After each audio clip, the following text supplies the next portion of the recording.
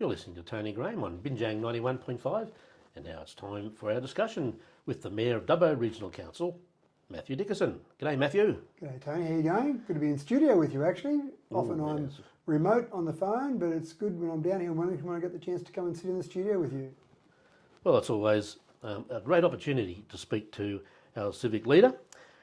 Now, Australia Day is going to be a big thing this year. Things have changed there, and it's coming up very, very soon.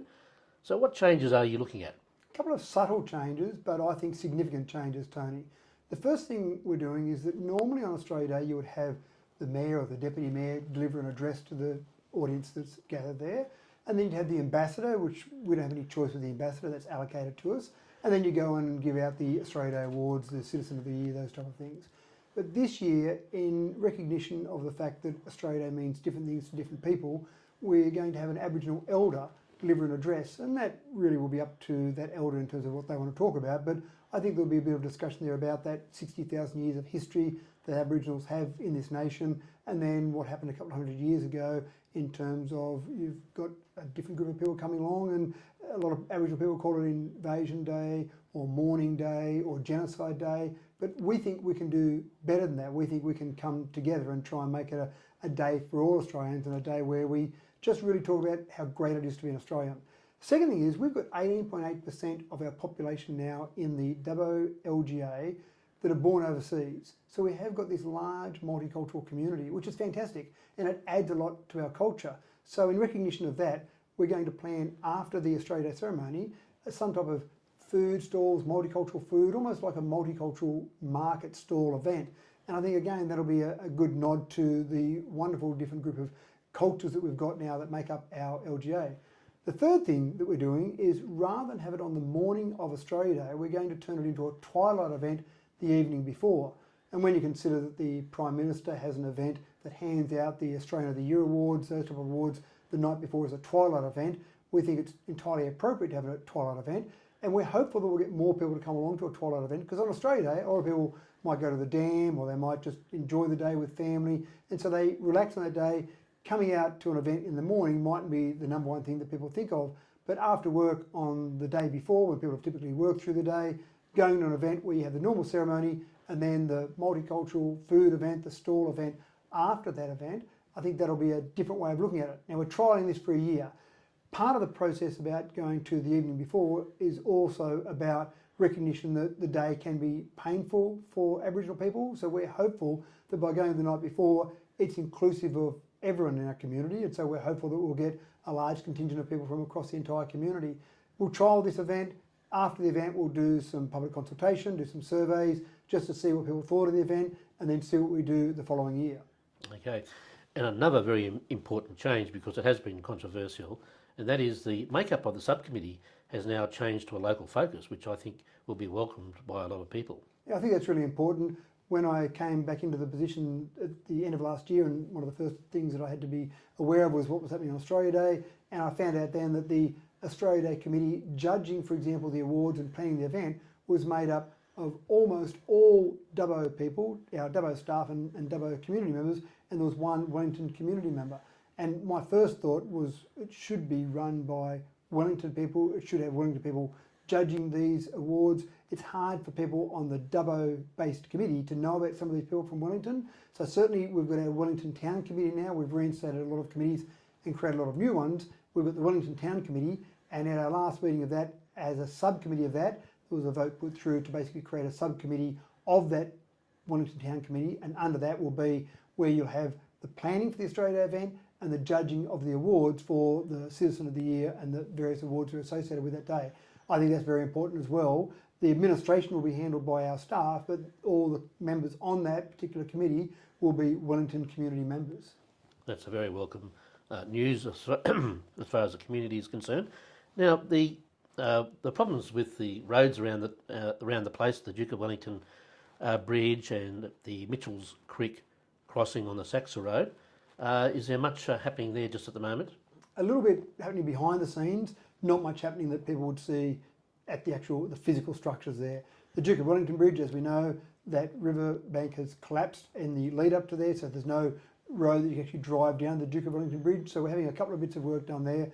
One is an engineering analysis of the bridge, and we think the bridge will be okay because the bridge is handled or designed to handle water flows and those high water flows. So the bridge is probably fine, but just to be safe, we want to get an engineering analysis done of that, and so that's in train at the moment. But the other part of work is from Soil Conservation, who did do a report about 4 years ago, who did make some recommendations at the time to put some preventative measures in place. Unfortunately, the last council didn't do any of that work, so now we've got to look at what we might do to address that. And there'll be some options there in terms of whether you go and fill all that back in, because there's a lot of dirt that's now gone down the river, a lot of work to put all that dirt back in. I can't imagine that'll be cheap, but I'm not an expert on that, so we'll get some experts to look at that and just to look at some options there. Now, we're hopeful that we'll get at least some sort of preliminary report, some sort of draft report before the end of the year, before the end of this calendar year, and actually have a brief look at that. But there'll be no decision made, there'll be no time to go through council, make a decision about what we'll do till sometime next year. In particular, looking at the costings of that. When the SoilCon report was done before, it had some estimations around costs to prevent what we've seen occur, and they were in the order of 800,000 to 1.2 million. I haven't got any of the data to back me up here, but I imagine that now that it's occurred, now that all that riverbed collapse has occurred, which was what was predicted in that report, the fixing of that will be significantly more than 800,000 to 1.2 million. I'm sure of that. Now, getting on to the next subject. The last time you were in the studio, we did discuss beautification and street plantings, or the streetscape. Yes. Now, I understand that you do have some progress on that. So we've got a draft plan out at the moment, a draft master plan for street trees in Wellington. And as with any master plans, particularly draft master plans, I'd really encourage the public to have a look at that. It'll be on public exhibition. It hasn't gone out yet. This is only from the council meeting last week, but it'll be on public exhibition. So I'd encourage Wellington residents to have a look at that and really just go through that and talk about what they feel is important in that, things they like about it, things they don't like about it. And there's probably a couple of things to note out of that report. And again, I won't go through the detail of that report. It's a fairly extensive report, but two things. One thing is we're trying to gradually increase the tree canopy, and this is both Wellington and Dubbo.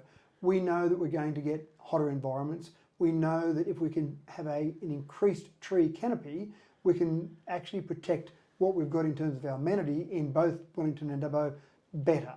Again, it's hard to just instantly click your fingers and produce a tree canopy. This is about long-term planning, and this is where we're talking about now, some strategy, some long-term planning. Yep. The second part of that is really about making sure you've got a variety of trees. And as an example, if you have claret ash everywhere, you might think claret ash is the best tree to have in an area. You have that everywhere. You can sometimes get diseases, for example, that might attack a certain species of tree. So if your entire landscape is made up of claret ash and something happens that attacks claret ash, then you lose your entire tree landscape.